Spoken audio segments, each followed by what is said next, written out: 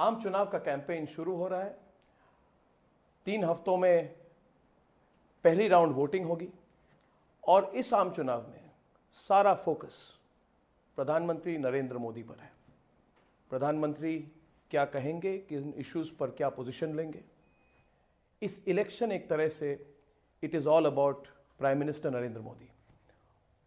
And today I am very happy, dilated, बहुत खुश हैं हम कि आज जो इस कैंपेन 2019 के आम चुनाव के कैंपेन का पहला इंटरव्यू प्रधानमंत्री Narendra Modi Republic TV, Republic Bharat और रिपब्लिक मीडिया नेटवर्क के सारे दर्शकों को दे रहे हैं। तो उसके लिए तो बहुत बहुत आभारी हैं हम। थैंक यू वेरी मच प्रधानमंत्री जी, थैंक यू वेरी मच। दर्शकों को नमस्कार। थैंक यू प्रधानमंत्री जी। मौका है दर्शकों को आपके पॉलिसीज, आपके विजन, आपके चैलेंजेस और आपके पॉइंट ऑफ व्यू को सुनने को। और दूसरी बात है कि पाकिस्तान की जो घटनाएं हुई हैं, पुलवामा, बालाकोट, उसके बाद पहली बार आप टेलीविज़न पर बोल रहे हैं। तो आशा करेंगे कि अगले जितने समय है हमारे पास सारे इश्यूज पर हम फोकस करें। तो पहला क्वेश्चन है कि कैंपेन शुरू हो रहा है। प्रधानमंत्री जी, how is the josh? Are you confident? कितने कॉन्फिडेंट हैं आप? सबसे पहले तो मैं कहना चाहूंगा कि चुनाव में कि केंद्र में मतदाता होता है और मतदाता ही केंद्र में होना चाहिए, क्योंकि चुनाव मतदाताओं की आशा अपेक्षाओं को पूरा करने के लिए राजनीतिक दलों ने उनके पास जाना होता है और जनता फिर उस पर से सरकार बनाती है। ये हमारे देश में ये गलत तरीका बन गया है कि हम प्रधानमंत्री केंद्रीय चुनाव पर बल दे रहे हैं।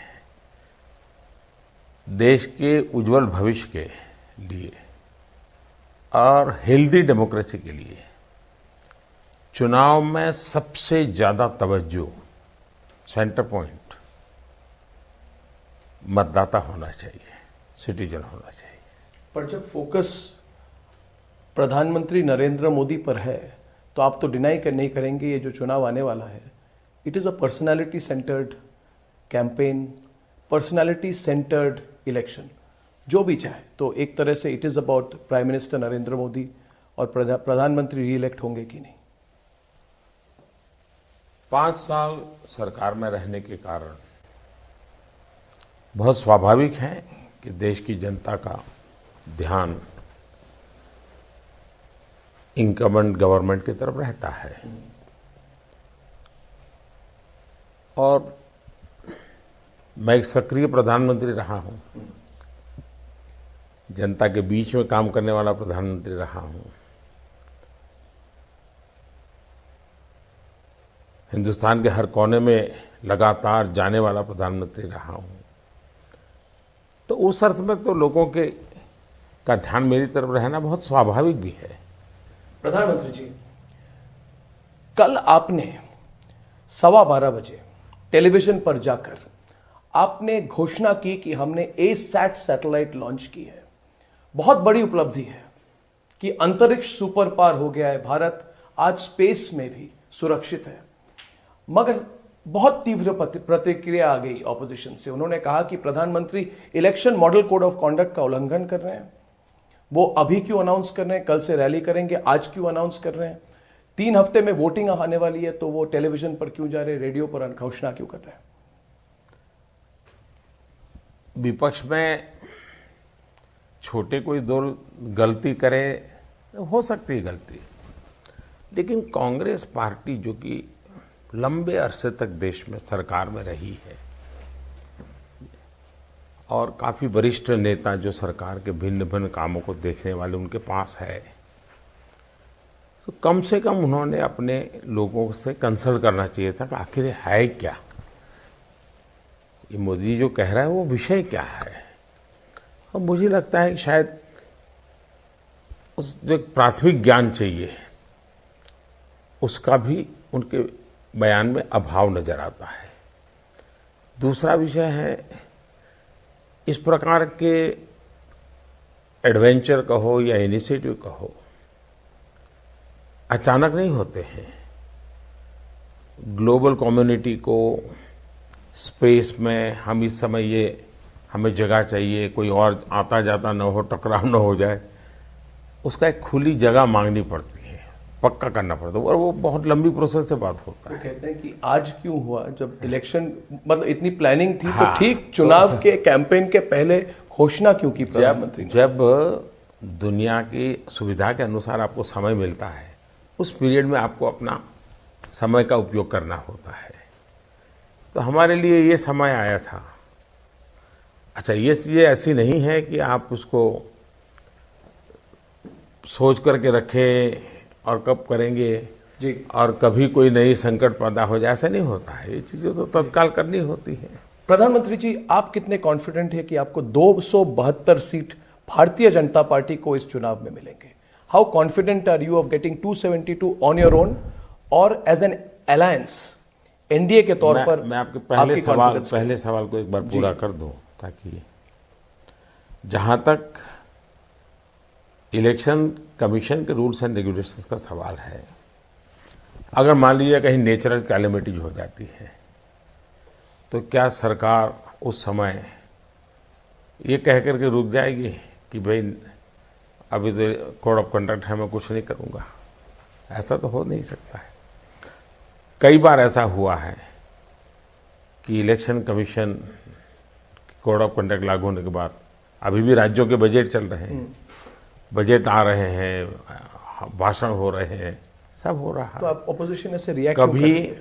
कभी इलेक्शन समय में ही 15 अगस्त और 26 जनवरी आई है कोड ऑफ कंडक्ट के टाइम में, तो हर स्तर पर सरकार में जो नेता लोग हैं उनके भाषण भी हुए हैं, और इसलिए शायद इनके अज्ञान बड़ा है। दूसरी बात है, हम छोटे थे तो एक चुटकुला सुना करते थे। कोई एक पुलिस वाले के घर में चोर आ गए, वो सोया हुआ था, पत्नी जाग गई, देख रही है कि चोर चोरी कर रहे हैं, माल उठा रहे हैं, उठा के ले जा रहे हैं। तो उस पत्नी को लगा तो सब चला जाएगा, तो उसने उसको उठाया, अपने पति को। अरे बोले चोर आए, बोले अभी मैं ड्यूटी पर नहीं हूं। ऐसा होता है क्या?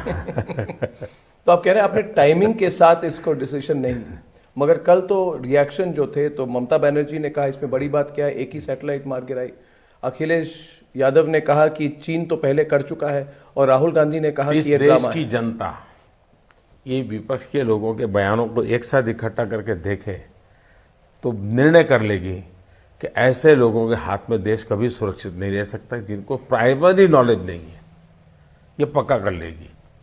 अगला सवाल जो मैंने कहा था कि आप भारतीय जनता पार्टी को, क्या आपको लगता है बीजेपी 272 खुद से कर सकती है इस बार?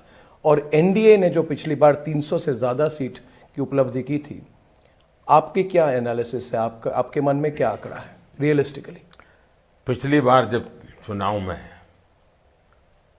पूर्ण बहुमत की सरकार की मैं बात करता था, तो ज्यादातर डिबेट इस बात पर होती थी कि मोदी हवा में है, मोदी को कुछ गुजरात के बाहर कुछ ज्ञान नहीं है, इसलिए मोदी बोल रहा है। लेकिन देश की जनता ने करके दिखाया। 30 साल की अस्थिरता की राजनीति देश ने देखी है। कोएलिशन के खिलाफ नहीं है देश, लेकिन देश स्थिरता चाहता है, और इसलिए कोएलिशन का जो मेजर पार्टनर है उसको पूर्ण बहुमत मिले और बाकियों को भी अच्छी ताकत मिले, ताकि वो देश को चलाने में सुविधा हो।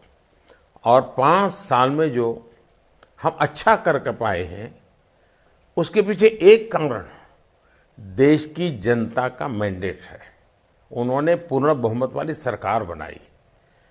दुनिया के भी किसी देश के नेता को जब मैं मिलता हूं, तो पूर्ण बहुमत से आया हुआ नेता हूं, तो उसको देखने का दुनिया का तरीका भी अलग होता है। और इसलिए अब भारत का जो जनमानस है, वो अब देश को अस्थिरता की ओर ले जाना नहीं चाहता है।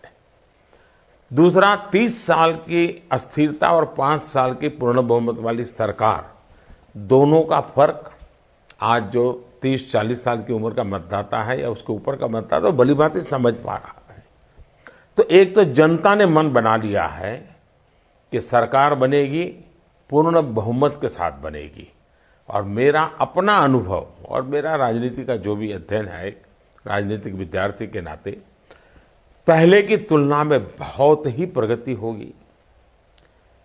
पहले लोगों के लिए मन में एक ठीक भी है कौन, मोदी आखिर है कौन।